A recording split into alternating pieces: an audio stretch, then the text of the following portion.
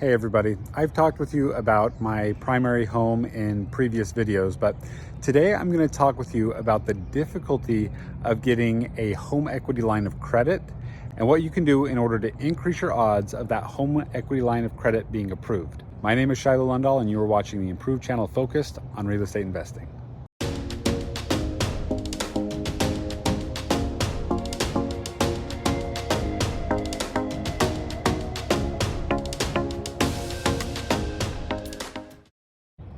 So I purchased my house back in 2019, right before the pandemic when all the prices went way up. So I was able to purchase my house for $638,000 back in 2019. And since then, we've done a lot of upgrades. We spent about $1,000 upgrading our windows to the top of the line, energy efficient windows that look absolutely beautiful.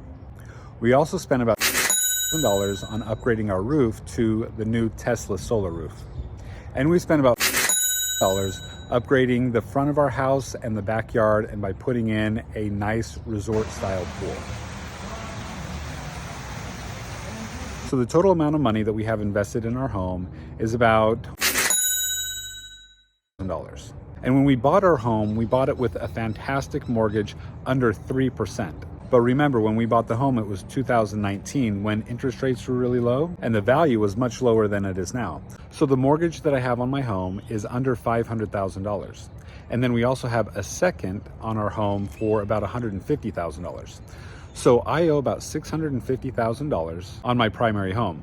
Well, we just applied for a HELOC because we knew that our home would be valued much higher than what we bought it for. And the appraisal came in at which means that we have over of equity in our home. But that equity is kind of trapped because I can't refinance my house right now, because if I do, then I lose my awesome rate of under 3%.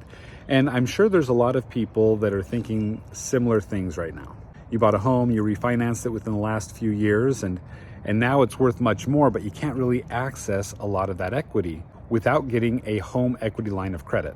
Well, that's what this video is about. My wife headed up the process in applying for a home equity line of credit because actually this house is not in my name, it's actually in her name, and the loan is in her name as well. And we did that strategically because I get a lot of loans and it looks good if I don't have this big mortgage on my name. So this house is actually in her name and the loan is in her name as well. So we were trying to apply for a home equity line of credit just in her name. So at first, we gave the bank all of the information. We gave the bank, I think, 2 or 3 years of our tax returns. And as part of the application, we put down the amount of money that we make per month and everything we would need to put down in order to qualify for the loan. Now, we do pretty well when it comes to paying down debt, so we have pretty high credit scores. And over the last couple of years, we've made a lot of money in real estate. And so we were applying for a $500,000 line of credit. And this line of credit would pay off the cost of the windows, and it would pay off the other home equity line that we already have. And it would give us another $250,000 of credit that we could use how we wanted to. Well, after giving the bank all of the information that it requested, wouldn't you guess that we were denied? That's right, we brought in hundreds of thousands of dollars of income. In fact, we brought in over $600,000 of capital gains income last year. And it was pretty similar to the year before. After all of that income, why in the world were we denied this loan? Well, that's a really good question. And in fact, that's a question that most people don't dig into once they're denied. And so that's why I wanted to make this video, because I wanted to tell you that we actually got approved for the loan. And let me tell you how we did it. So once we got the denial letter, we reached out to the loan officer that we were working with, and she didn't respond to our calls. We reached out again, she didn't respond. We reached out again, she didn't respond. So my wife said, it isn't working trying to reach out to her. Let's just add you to the application so that we can get approved. But I thought, you know what, just adding me to the application doesn't automatically get us approved. There's a reason why we were denied, and we need to understand the reason why. Because just adding someone else to an application doesn't necessarily mean that you're going to get approved. We had to figure out the exact reason why we weren't getting approved and find out if that reason was legitimate or not. So we had to go above the loan officer's head because she wasn't returning our calls. So we looked up online to find the number of the bank so that we could call them and find out who her supervisor was. And so we gave her supervisor a phone call. That supervisor finally got back to us, and then I started asking that supervisor certain questions, such as, What is it that you're seeing with our income? And my wife was right there, and so she gave me permission so that I could talk directly to the bank, because remember, I wasn't on the application. This was just my wife who was on the application. So as we were talking to them and I was asking them questions, I found out that the way that they were calculating our income was completely wrong. They showed that I was part owner in certain businesses that I was a part owner a year or two ago. But since then, my business partner and I have split up some of our companies, and I retained some companies and he retained some other companies. And so my name actually wasn't on some of the other companies that we were using to build our portfolio. And because we were building up our portfolio, there was a lot of negative income in that business because we were putting in a lot of money for repairs and everything like that on some of the houses that we had bought. Anyway, they were counting that income as negative income against us. And they did that for like 2 or 3 businesses. But not only that, they were actually counting one of our main businesses as negative income. And so I asked them why that was the case. And she tried to explain it to me, and I said, well, didn't you add back depreciation and capital improvements? And she's like, we don't do that. And I'm like, well, what do you mean you don't do that? Of course you do that. That's what all banks do. She's like, no, we don't do that. And I explained, no, this is something that you do as a bank.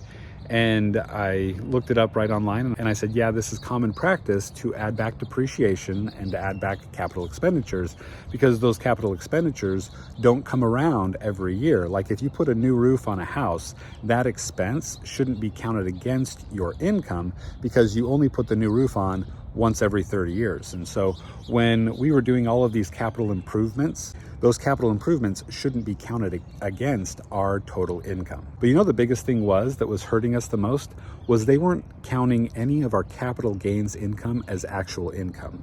And the reason they don't do that is because if you sell a house and you get $100,000 from the sale of that house, well, you're not going to be able to sell that house the next year or the year after that. And so they can't count that income as regular income that you earn every year in order to approve you for a loan, unless this is part of your business model.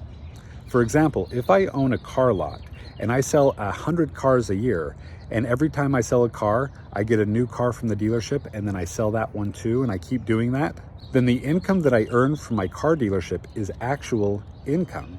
It isn't so much capital gains, because as I sell it, I keep getting more inventory that I sell. Now, my business model is a lot like that. Over the last couple of years, I've sold probably 15 to 20 houses every year. And every year I'm buying between 10 and 20 houses a year. So my business model includes selling the homes that I have. And every year as I buy more homes, then I sell those a few years later. So the income from the sale actually counts as our income rather than just capital gains, and should be counted in order to qualify us for this loan. So the supervisor of the lady we were working with was really struggling, and so I actually had to go above her head and talk with one of the branch managers, I believe. So I had the branch manager on the phone, and we went over the businesses that we were no longer a part of, and we were able to exclude that income as counting against us on the loan. And as I was explaining to her our business model of buying homes and selling homes, she was then able to count our capital gains income as part of our income. And because my wife's name is on that business that we buy and sell a lot of homes out of, the majority of that income actually counted on her part of the tax return. So after about a week and about 3 or 4 phone calls, we were able to qualify for that home equity line of credit. So the lesson to be learned is this: anytime you get denied for a loan, call up the person that you were working with and find out the exact reason why you were denied, because they may have incorrect information that's counting against you on being able to qualify for the loan. And find out how they calculated your debt to income ratio and where they got all of the debts from, and whether they're counting all of your income. Because most of these underwriters are like these little trolls that live under a bridge. No offense to trolls living under a bridge. Stop! Ask me the questions, Bridgekeeper. I'm not afraid. And all they do is they see a bunch of numbers, they put it into an algorithm, and they find out whether or not you're going to qualify for the loan. So a lot of times you have to dig into the details to help show them why you should be able to qualify for the loan. So hopefully this video was helpful for you. And if you ever get denied, find out why, and then keep fighting in order for you to get a loan. Thanks so much for watching. And if you like it, of course, subscribe to my channel, like the video. I truly appreciate it. And I hope that you have a fantastic day investing in real estate. Good luck.